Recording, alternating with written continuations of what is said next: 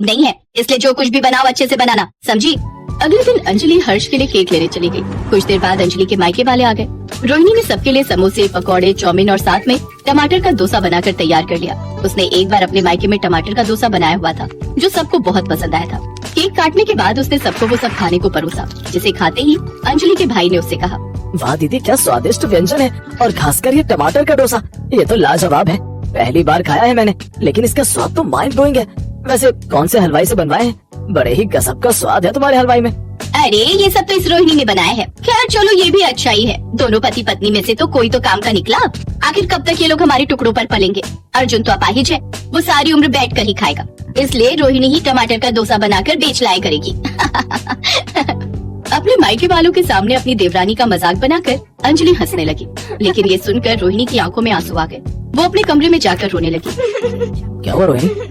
आज मुझे इस घर में आए हुए 7 महीने हो गए। जेठानी जी हमेशा मुझे जेठ जी के कमाने का ताना देती रहती है। आज उन्होंने अपने मायके वालों के सामने हमारी बेइज्जती कर दी। ये सुनकर अर्जुन गुस्से में आ जाता है और अंजलि से जाकर कहता है, भाभी आप क्यों रोहिणी को सबके सामने सुनाती रहती हो? देखा आप लोगों ने कैसे कमरे में जाकर इसने अपने पति के कान भर दिए। अरे एक तो सारा खर्चा हम करें, ऊपर से इनकी बातें भी सुने। अब तो मुझे इस घर में रहना ही नहीं है। मेरे मायके वालों के सामने इतना तमाशा बनाया, ये अपाहिज मुझसे ऊंची आवाज में बात करेगा। सुनो जी, चलो यहाँ से, मुझे नहीं रहना। बड़ी बहू, क्यों बात का बतंगड़ बना रही हो? छोड़ना ये सब बातें। हाँ हाँ, आप भी हमें सुनाओ। चल बेटा हर्ष, हम नहीं रहेंगे यहाँ। दीदी, आपके पति कमाते हैं और आप बड़े हैं, इसलिए आप घर छोड़कर नहीं जाएंगी। अगर कोई जाएगा तो वो हम दोनों जाएंगे। ये सुनकर अंजलि खुश हो गई, क्योंकि वो यही तो चाहती थी। फिर वो दोनों घर छोड़कर चले गए। बूढ़ी शकुंतला मजबूर थी, वो चाहकर भी उन्हें रोक नहीं पाई। कितनी अभागी थी रोहिणी, जो गरीबी के कारण उसे एक अपाहिज लड़के से शादी करनी पड़ी। पति को पत्नी का बोझ उठाना चाहिए, लेकिन आज रोहिणी को अपने पति का बोझ उठाना पड़ रहा था। वो काम ढूंढने एक ढाबे पर गई, जहाँ उसे बर्तन धोने का काम मिल गया। वो अर्जुन को बाहर बिठाकर बर्तन धोने लगी। अपनी पत्नी को ऐसे देखकर अर्जुन की आंखों में आंसू आ जाते हैं। मुझे तो जहर खाकर मर जाना चाहिए। आज मेरी बीवी को मेरी वजह से दूसरों के झूठे बर्तन धोने पड़ रहे हैं। अर्जुन को अपनी लाचारी पर गुस्सा आ रहा था। कुछ देर बाद रोहिणी को उस ढाबे से 100 रुपए और दोनों के लिए बचा हुआ खाना मिल गया। दोनों ने पेट भरकर खाना खाया, फिर वहीं ढाबे के पास सड़क किनारे सो गए। कुछ दिनों के बाद से अब रोहिणी आसपास के घरों में भी झाड़ू पोछा, बर्तन मांजने का काम करने लगी। अब उसकी कमाई थोड़ी बढ़ गई। उसने किराए पर एक छोटा सा कमरा ले लिया, जहाँ वो दोनों रहने लगे। खाना ढाबे से मिल जाता था, तो वहीं कुछ घरों से भी बचा कुचा खाना वो ले आती थी। ऐसे ही 2 साल बीत गए। एक रोज रोहिणी ने अर्जुन से कहा, सुनिए जी, थोड़ी थोड़ी बचत करके मैंने कुछ पैसे जोड़ लिए हैं। अब मैं खुद का कोई काम करना चाहती हूँ। लेकिन तुम क्या काम करोगी रोहिणी? सब कहते हैं मैं टमाटर डोसा बहुत अच्छा बनाती हूँ। सोच रही हूँ उसी का ठेला लगा लूँ। वैसे भी कुछ अलग है तो लोग खाने जरूर आएंगे। बात तो तुम ठीक कह रही हो। हर्ष के जन्मदिन पर भी कितना स्वादिष्ट डोसा बनाया था तुमने। ठीक है, फिर मैं आज ही सामान लेकर आती हूँ। रोहिणी ने एक ठेला खरीदा और साथ में जरूरत का सारा सामान। फिर टमाटर का डोसा, सांभर और नारियल की चटनी के साथ बनाकर बेचने लगी। अर्जुन आवाज लगाकर ग्राहकों को बुलाने लगा। टमाटर डोसा खा लो, टमाटर डोसा बड़ी नई चीज है भैया, आइए खाइए और घर भी ले जाइए, सिर्फ 50 रुपए। टमाटर डोसा, न जाने बाजार में क्या नई नई चीजें आ गई हैं। वैसे स्वाद तो चखना ही चाहिए। कुछ ही देर में ग्राहकों की भीड़ उसके पास आने लगी।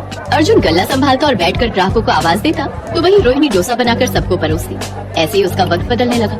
अब उनकी हर रोज अच्छी कमाई होने लगी। लोग रोहिणी को टमाटर डोसा वाली के नाम से जानने लगे। कुछ साल बाद उसने खुद का घर ले लिया और ठेले की जगह वो अपनी दुकान खरीदकर उससे टमाटर के डोसे बनाकर बेचने लगी। अर्जुन, अब हमारे पास घर, पैसा, दुकान सब कुछ है। चलो अब एक बार घर वालों से मिलकर आते हैं। आखिर है तो वो हमारा परिवार ही। वो दोनों घर पहुँचे तो उन्होंने देखा बूढ़ी शकुंतला घर का काम कर रही है। अंजलि के सीढ़ियों से गिरने से उसकी रीढ़ की हड्डी टूट गई, इसलिए वो अब बिस्तर पर पड़ी है। डॉक्टर ने ऑपरेशन के लिए 3 लाख रुपए मांगे हैं, जो हरीश के पास नहीं है, क्योंकि उसका काम भी छूट चुका है। अर्जुन को देखकर सबकी आंखें भर आई। शकुंतला ने उन दोनों को सीने से लगा लिया। फिर अंजलि बोली, रोहिणी, बहुत देर कर दी तुम दोनों ने आने में। कहाँ कहाँ नहीं ढूंढा तुम्हें, लेकिन तुम्हारा कहीं पता नहीं चला। लेकिन दीदी, ये सब हुआ कैसे? बस यूँ समझ लो तुम्हारा दिल दुखाने की सजा मिली है। अब तुम मुझे माफ कर दो, ताकि दिल पर बोझ लेकर न मर जाऊं।